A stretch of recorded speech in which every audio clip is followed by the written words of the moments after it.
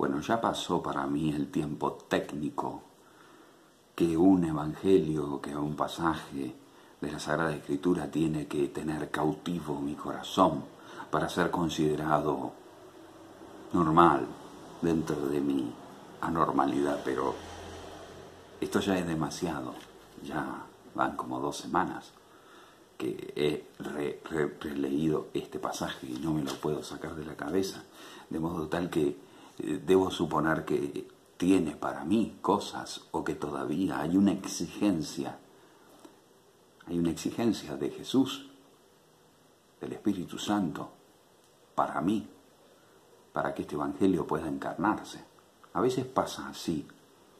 Bueno, la cuestión es que este pasaje para mí me está haciendo ya demasiado ruido. Mira, yo te voy a contar, te lo tengo que contar porque el evangelio, porque es un evangelio,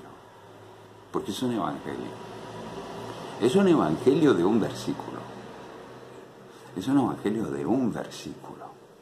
un evangelio que es una buena nueva. ¿De quién? De Jesucristo. ¿Para qué? Para salvar, para redimir y para hacernos hijos de Dios. Así leíamos con un compañero de la Escuela de Ministerios ayer, en el número 79 del Catecismo de la Iglesia Católica en Compendio, que es la buena noticia. Esto es un evangelio precioso. Es decir, puedo reconocer acá una exigencia tal, pero tal, en serio, tan grande, que no me la puedo sacar de la cabeza. Esto es muy corto, demasiado profundo. Hay cosas, viste, que son así, ¿no? No es necesario ser muy extenso para ser muy penetrante. La palabra tiene eso. Como tiene doble filo, dice Carta de Hebreos capítulo 4, dice, tiene doble filo y es cortante más que espada de doble filo, porque penetra hasta la médula, discierne intestinos, discierne pensamientos, discierne sentimientos, discernere, divide, separa, escinde, como si fuera un cirujano, ¿no? Y te deja desnudo.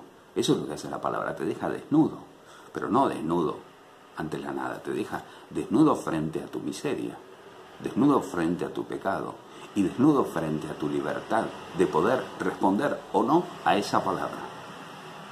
Eso es evangelio puro, un anuncio. Te anuncio esto. Y ante esto, ¿vos qué haces? Jesucristo es Hijo de Dios. Jesucristo vino para redimirte, para salvarte. ¿De qué? Del pecado y de la muerte, de esta vida que no solamente es en el fondo, imposible de satisfacerte, sino que además es muy finita. Pero no solamente vino para redimirnos, además vino para darnos algo, si estamos dispuestos a abrirnos al don. ¿De qué estamos hablando? De algo que no se compra ni se vende, como lo anterior. Redimir era la tarea de un redentor. En el Antiguo Testamento había una figura jurídica de un redentor, no sé si sabías, Goel, en hebreo se dice, es el rescatador.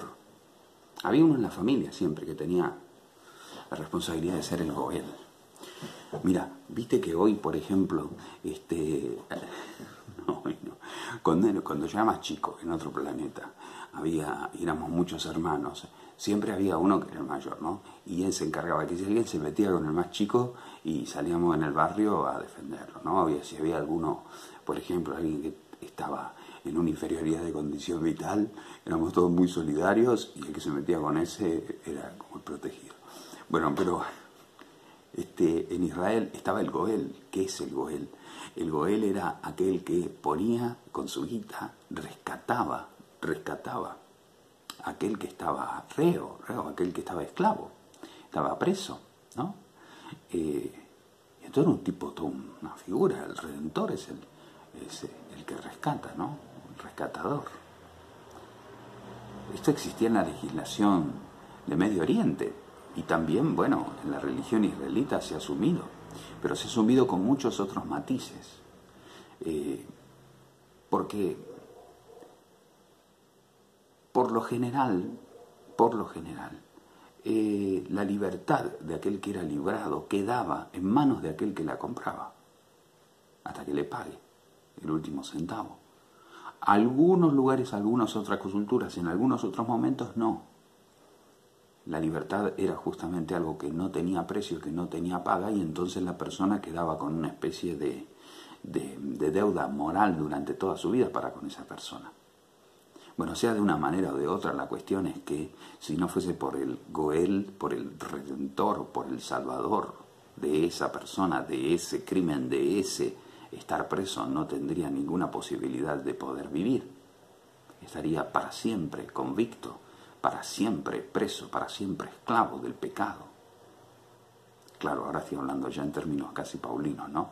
Del pecado y de la muerte, es de aquello de lo cual nuestro Goel, nuestro Redentor, nos ha rescatado, y para hacernos herederos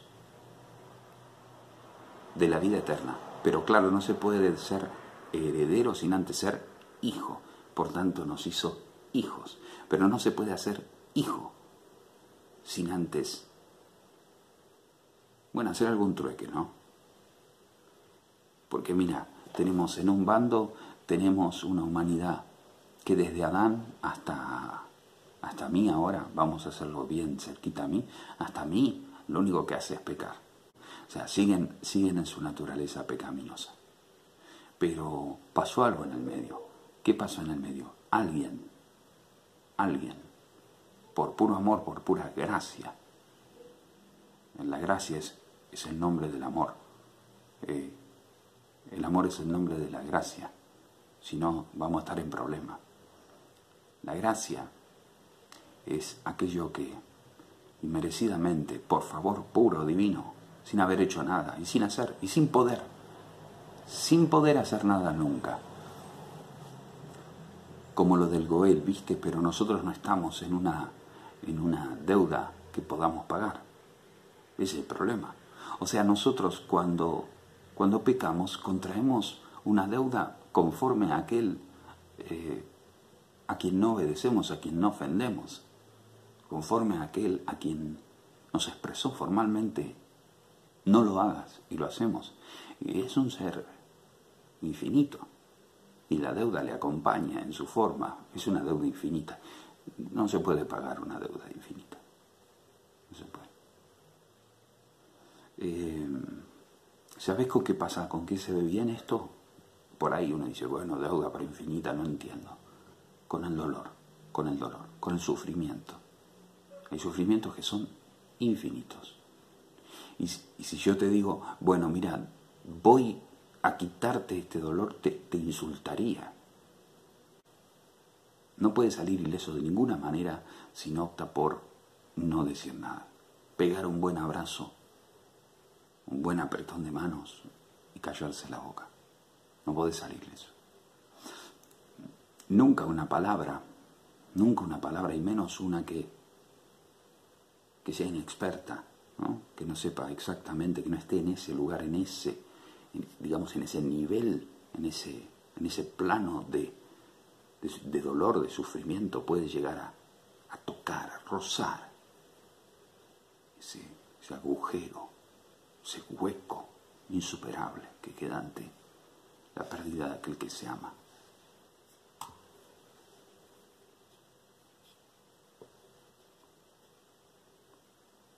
No se puede. Por eso dice Francisco en la alegría del Evangelio: a un dolor infinito solamente un amor infinito.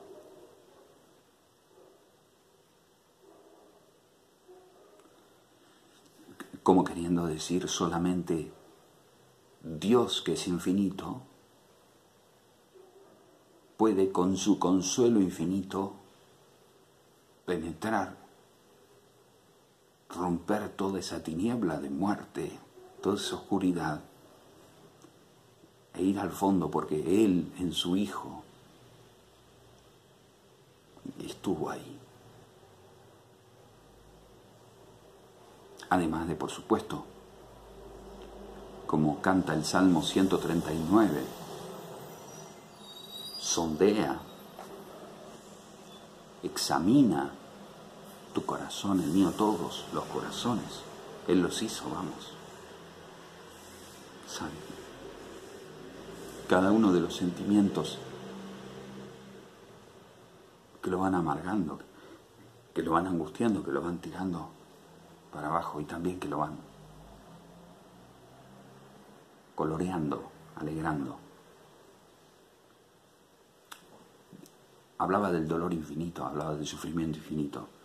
No se me ocurrió otro ejemplo. Y además es importante un ejemplo serio, porque lo que te voy a decir es serio, porque lo que te estoy diciendo es serio, porque te estoy hablando de una deuda infinita. No tiene ningún tipo de comparancia con las faltas que cometemos, con las transgresiones, los pecados, las maldades que cometemos nosotros en presencia de Dios. Me paré, dije faltas. Parece que es una costumbre que se está metiendo dentro de los cristianos, hablar de faltas en vez de pecados. Entonces se reemplaza pecados por falta, y no es lo mismo. No es lo mismo. No solamente lo dice el diccionario, más allá de que, por supuesto, técnicamente no es lo mismo, claro. No hay forma de pagar algo infinito, no se paga algo infinito. Entonces tendrías que tener una vida infinita. Pero además, ¿cómo se puede pagar a alguien que tuvo justo el corazón, el tino, las ganas, el deseo, la voluntad en ese momento de salvarme la vida? ¿Cómo? ¿Sabes cómo se puede pagar? O mejor dicho, ¿sabes cómo uno puede sentirse cómodo en adelante? Con gratitud.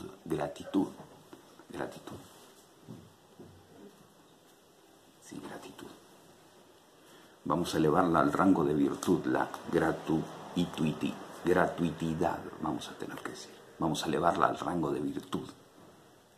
Aquella persona que sabe reconocer los dones y está gozoso y en paz por aquello, sin desear nada más que dar gracias por aquello. El otro día una persona me dice, no, yo soy una persona muy agradecida con la vida, pero, muy agradecida con la vida, pero, yo estoy muy agradecida con Dios, pero estás agradecida con Dios o pero, porque si no, si los pero y después decirle al final, ay Dios, también te doy gracias. Decía, nuestro Redentor, nuestro Salvador, nos rescató de la condenación, del infierno. Claro, porque para ahí íbamos. Todos aquellos que cometen pecado merecen justicia, merecen un acto justo conforme a sus pecados. Y si no hay nada que pase en el medio, nadie que intervenga, la consecuencia del pecado es la muerte. Romanos 5:12 en adelante. Pero, bendito,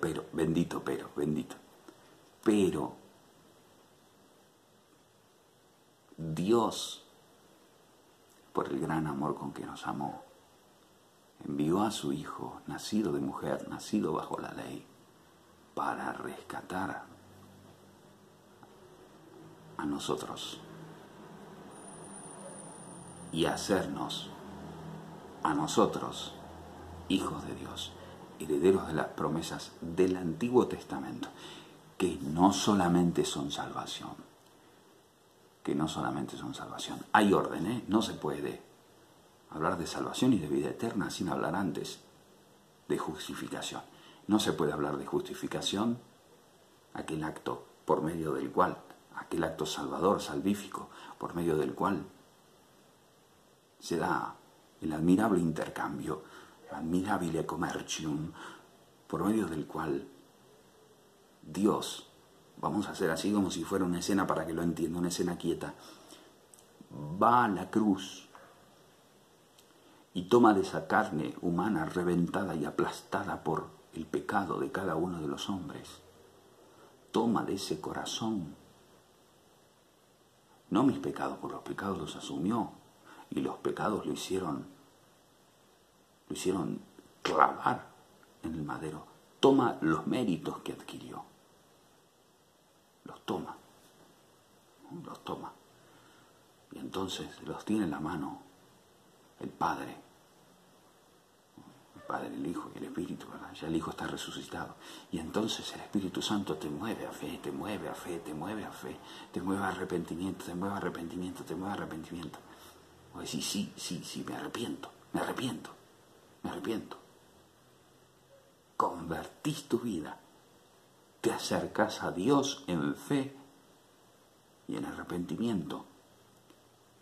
Bajas la guardia. Espíritu Santo, quiero, necesito nacer de nuevo. Juan 3:5. Quiero entrar en el reino de los cielos. Necesito ser otra persona. Necesito cambiar mi vida entera. Quiero una vida nueva. Responde Trinidad, la Santísima Trinidad. Amén. Amén. Espíritu Santo, ahí tenés trabajo. Más formal, ¿no? Porque el trabajo del Espíritu Santo lo empezó antes, ¿no? Cuando empezó a hacerte cosas del corazón. Ya esto me parece raro. Ahí empezó, ya está el Espíritu Santo. Ya te convirtió el Espíritu Santo, ya te hizo arrepentir, ya te punzó, ya te hizo sacar la pus. Ahora, ¿qué te queda? Y ahora te queda un Salvador, recauchutarte y de nuevo, ¿no? Y entonces, ahí está la tarea del Espíritu Santo, tarea. Entonces, viene el Espíritu Santo y empieza a limpiar todo, a sanear todo. Cambia la vida. Te regenera, te da una nueva naturaleza. Naciste de nuevo. ¿Y ahora qué sos? Ahora sos una persona nacida de nuevo. Pero falta algo. ¿Qué tenemos acá? ¿Qué dijimos que tenemos acá? Los méritos. ¿Qué tenemos acá? Frutos. ¿Frutos de qué? De la cruz. ¿De la cruz? Sí, claro.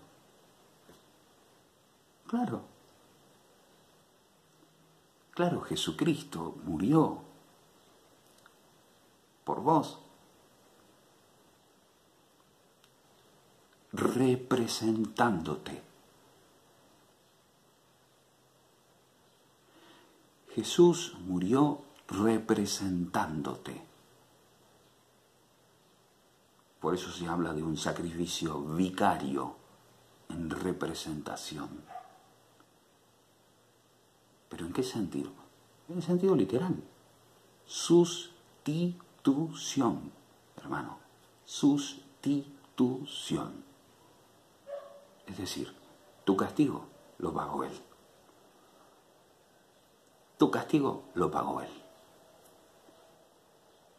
¿Y en dónde está ahora? ¿En dónde está ahora el acta de inocencia tuya? Acá. Se llama méritos. Jesús los compró para vos con su sangre. ¿Aceptás hasta acá? ¿Los querés? Bueno, si ya te has convertido y ya tenés una naturaleza limpita, preparada, te los descarga, ¿Estás listo? ¿Estás listo?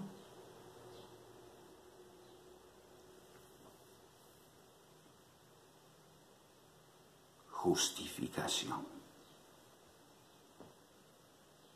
Justificación. Acto por medio del cual sos convertido en hijo de Dios.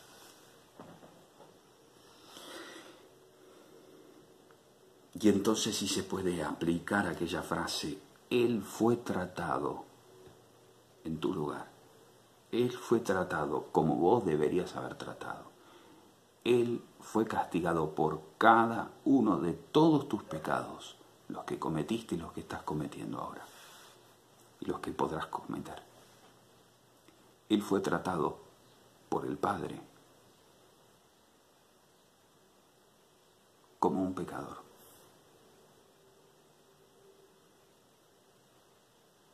Como un soberbio, como un arrogante, como un egoísta, como un codicioso, como un asesino, como un adúltero, como un violador, pornógrafo,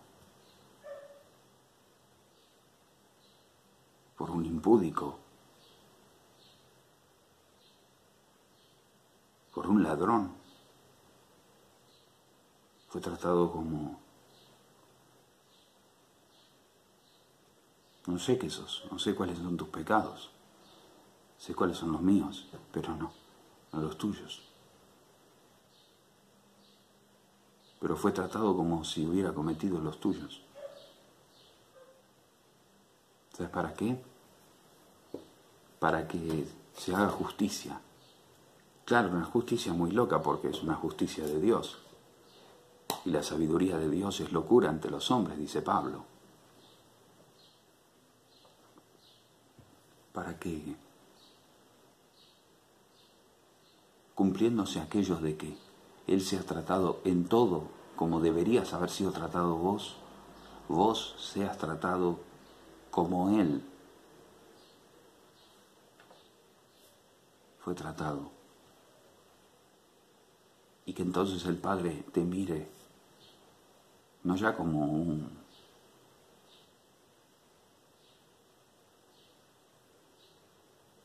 sino que te mire como un hijo. Cambio. Correcto. Como el hijo. Y entonces, claro,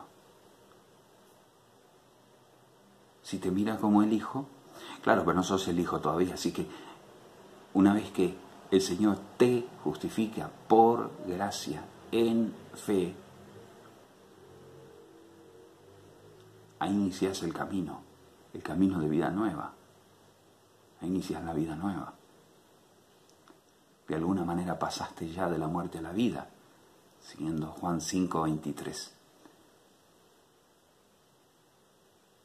Entonces inicias el camino de santificación al que el Espíritu te va conduciendo. El Espíritu, de principio a fin, claro. Todo es gracia, dije. Todo es Espíritu Santo. Como dice Dominum et Vivificantem, la encíclica del Espíritu Santo de Juan Pablo II, número 22 al final, 23. El Espíritu Santo es aquel que completa y hace propia en uno la obra del Calvario. El Espíritu Santo es el autor.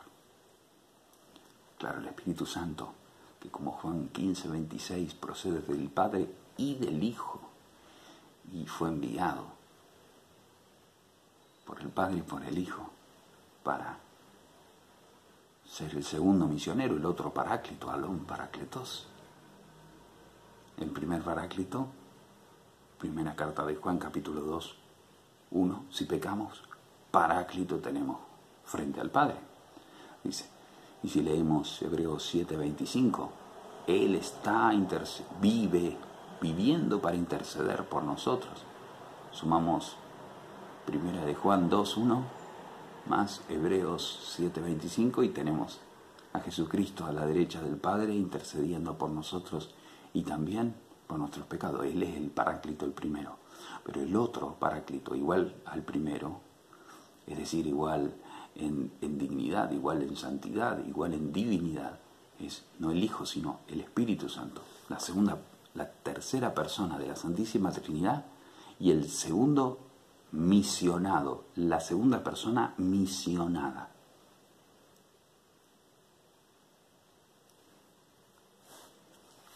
Te había prometido un pasaje, ¿no? Se me fueron unos minutos. Pero no hay problema. Porque es feriado hoy. Mira, Jesús, Mateo 9:9. Mateo 9:9. Escucha, pasando Jesús, de allí pasaba Jesús. Parece que estaba en Cafarnaúm. Vio a un hombre sentado al telonio. Tengo una traducción revieja. Telonio. Pero está en español, telonio.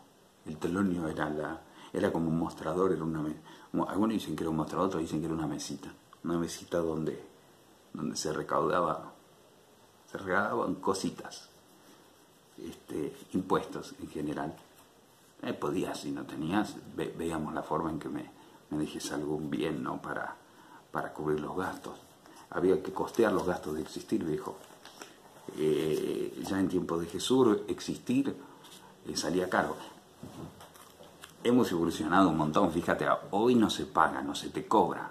Creo que no se cobra, creo que no, por vivir, ¿no? Hoy no. Por ejemplo, vos antes vivías y tenías que pagar un impuesto, un tributo al emperador de Roma. O sea, el tipo venía, te ocupaba y entonces a partir de ese momento te hacías deudor del tributo. Un tipo de tributo especial que era el tributo de persona, vital, ¿no? El vitalicio. Vos tenías que pagar por el hecho de existir, digamos. Porque después te censaban y entonces era mucho laburo, era mucho gasto. Entonces había tenías que pagar por de veras, entre muchos otros impuestos, muchos otros impuestos, según la actividad que hacían, según la actividad comercial. Es bastante similar a lo de hoy. Imagínate qué queridos eran estos tipos, ¿no? Que estaban ahí, que cobraban, eran como los representantes del gobierno, pero acá hay algo que es peor, y que Mateo, cuando lo predicaba, siempre lo dejaba bien claro. Lo peor acá es que este cobrador no era de los enemigos, digamos, era de los amigos, o sea, de los que deberían ser amigos, eran de compatriotas, eran paisanos judíos que de trabajo tenían. Incrementar las arcas de los enemigos, cobrar los impuestos para Roma. El telonio era esa mesa. No se usa ya, pero esta traducción tiene justo la palabra telonio. Dice Jesús, pasaba de allí, vio un hombre sentado al telonio, de nombre Mateo. Y entonces le dijo, acolítame. Dijo, sígueme, acolió, sígueme, en griego acolí, sígueme. Y él, levantándose, lo siguió.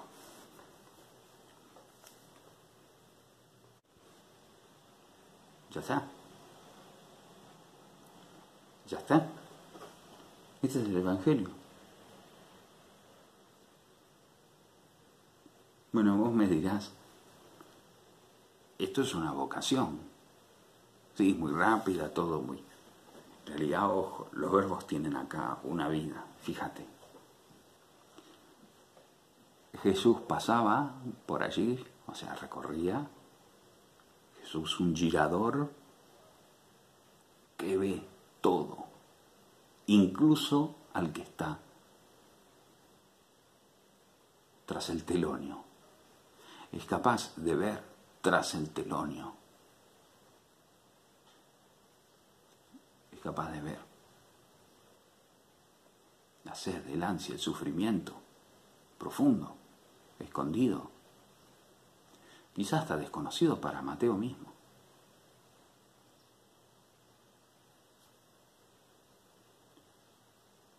encara para él y dice: vos, seguime.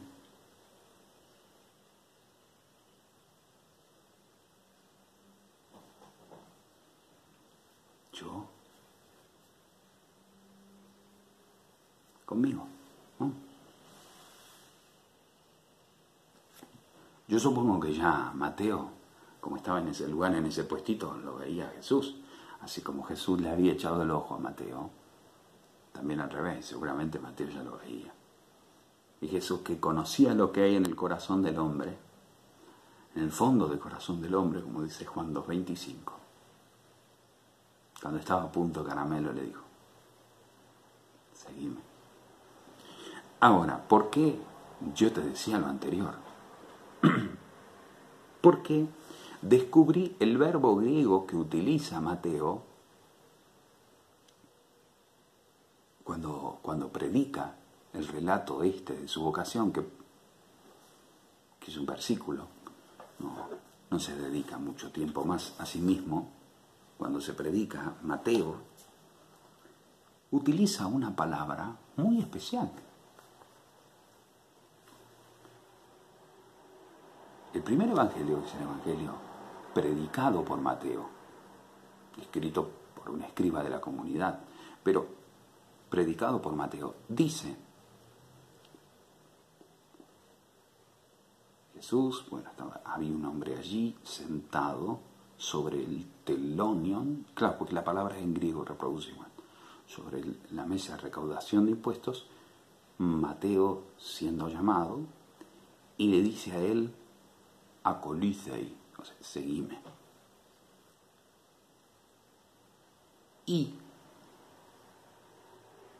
te leo como dice en griego, literal,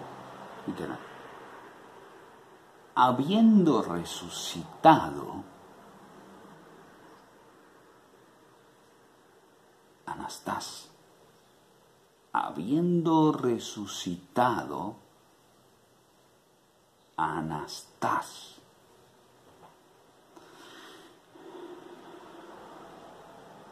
Ecolícesen.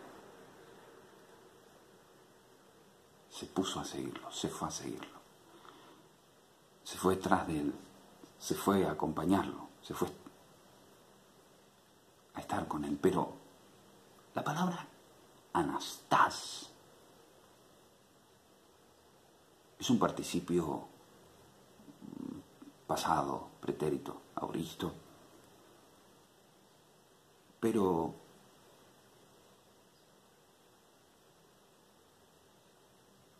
procede del sustantivo anástasis, que significa resurrección.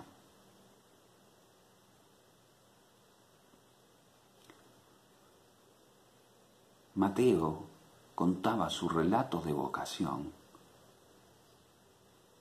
como una resurrección.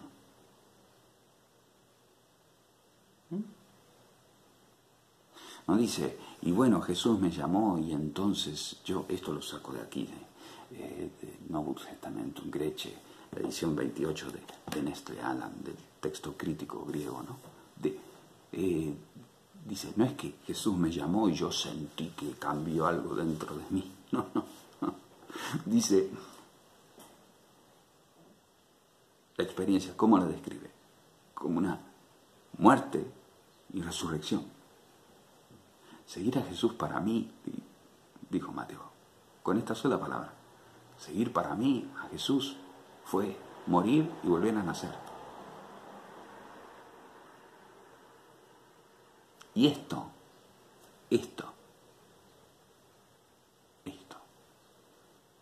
provocación de la anástasis, de la resurrección, esta provocación de la anastas, de este habiéndose levantado, habiendo sido levantado, habiendo sido resucitado, habiendo sido renovado, habiendo sido devuelto a un universo distinto, no este mundo. Jesús lo miró, le dijo: seguime. Lo mató, o mejor dicho, lo resucitó lo levantó, lo hizo pasar de la muerte, de una vida de muerte a una vida de vida. Lo trasladó, como diría Pablo en Colosenses 1:13, del reino de las tinieblas al reino del Hijo del amor suyo. Lo resucitó.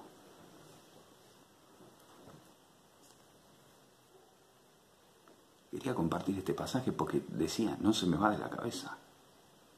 Pero ¿sabés lo que no se me va de la cabeza? La necesidad. La necesidad de compartir. La necesidad de compartir. De decirte que esto no es una historia de vocación, de llamado a un apóstol. Esto el Espíritu Santo lo puso aquí en Mateo 9:9 y lo dejó aquí para que vos y yo tengamos un clarito, a los que no les gustan los textos largos, un clarito ejemplo de cómo cuando seguimos a Jesús es preciso que previamente algo pase, algo nos pase. No podemos seguir a Jesús siendo los pecadores, delincuentes y sinvergüenzas de siempre, no. No podemos seguir a Jesús estando en el telonio. Vaya a saber cuáles son nuestros telonios, con los cuales no recaudamos impuestos, pero quizás sí sumamos pecados.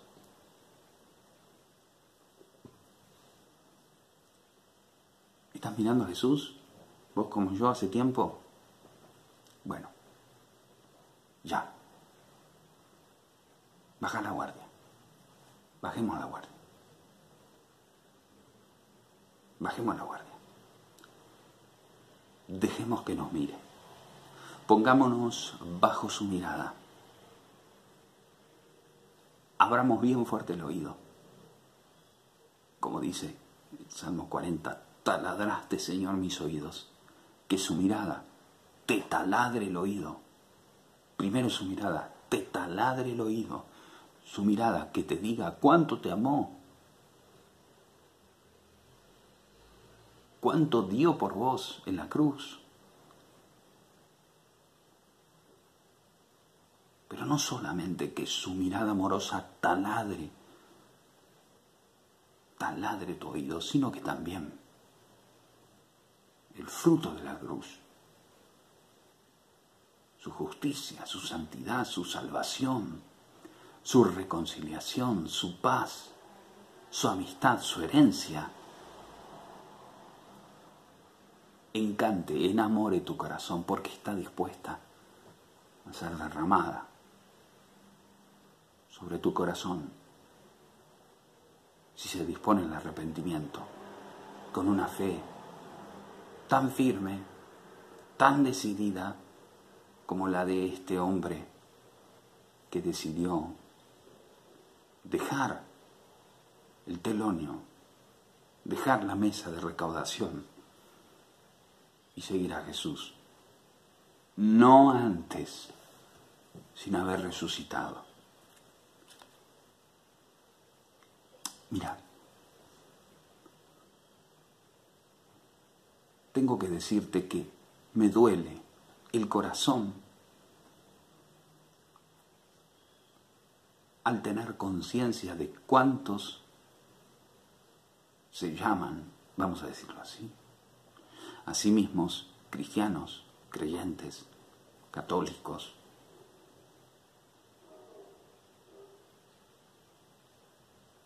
y no se han dejado resucitar por el Espíritu Santo. Vamos más, afilemos la punta. No se han dejado santificar, transformar por el Espíritu Santo. Vamos más. No se han dejado regenerar por el Espíritu Santo. No han empezado a adquirir una nueva naturaleza, una nueva orientación de la voluntad que mire a Dios y ya no más al pecado. No, vamos más todavía. Nos han dejado convertir por el Espíritu Santo. Vamos al principio. No tienen ni la fe, ni han tenido el arrepentimiento y fe necesarios para poder comenzar un camino de discipulado en el que todo es gracia, pero en el cual yo tengo que acercarme con el corazón dispuesto a que Dios haga su obra.